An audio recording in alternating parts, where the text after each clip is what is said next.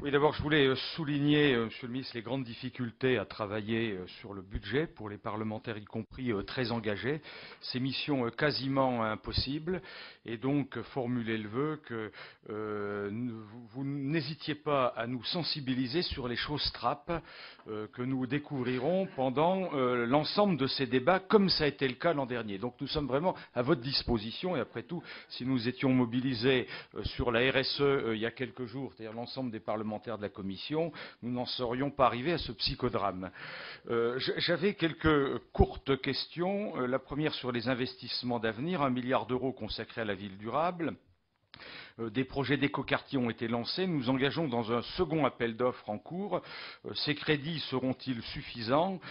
Suggérez peut-être qu'on les augmente de quelques dizaines de milliers d'euros afin de financer des campagnes de publicité pour les villes qui oublient de mentionner travaux grâce au Grenelle de l'environnement. Et ces travaux sont nombreux dans toutes les villes moyennes et grandes villes de notre territoire.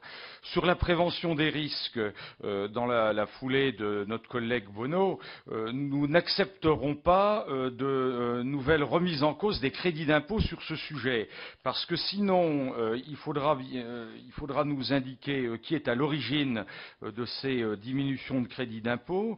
Un nouvel AZF, ça va être à nouveau des morts dans notre pays liés au fait que les particuliers n'ont pas les moyens de s'engager sur des opérations de rénovation. Ça a été souligné l'an dernier. Nous digérons mal ces amendements qui ont été déposés en pleine séance de vie que vous n'avez pas pu contrôler l'année dernière.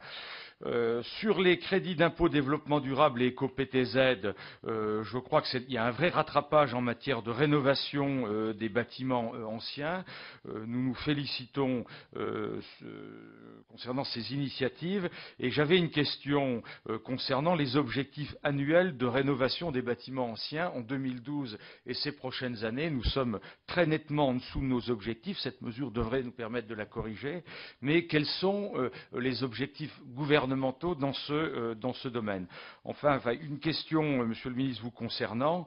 La date jurée crachée de mise en œuvre de la taxe poids lourd, nous l'attendons vraiment avec maintenant impatience.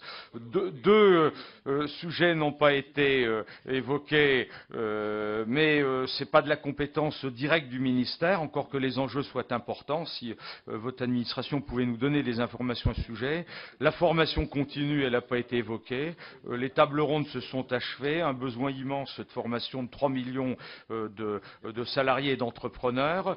Les conditions de levée des fonds de formation pour atteindre ces objectifs de formation.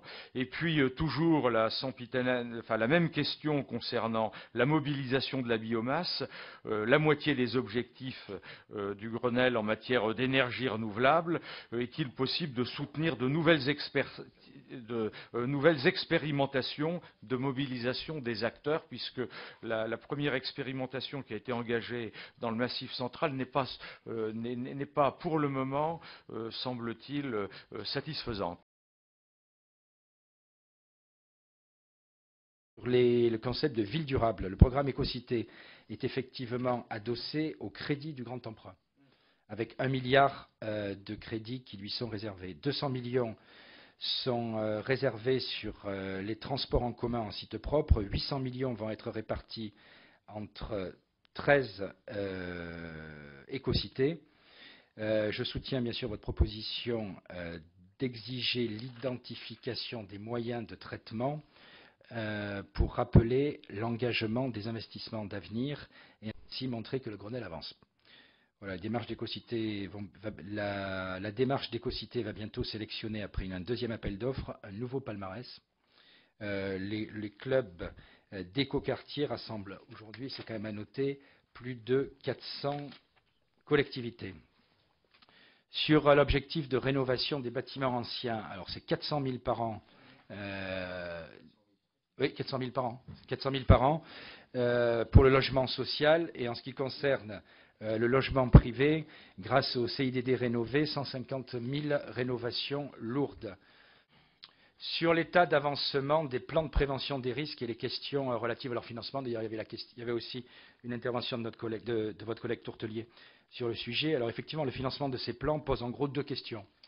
Tout d'abord, celle du cofinancement entre l'État, les industriels et les collectivités locales des mesures foncières ou des investissements de réduction des risques quand ils sont moins chers. Dans ce contexte, je compte proposer, Nathalie Kosciusko-Morizet proposera au Parlement dans les semaines à venir un amendement instaurant, après une période de concertation menée par le préfet, un financement réparti forfaitairement par tiers, donc on change effectivement les règles de répartition, entre l'État, les industriels et les collectivités si les acteurs n'ont pas débouché eux-mêmes sur une convention.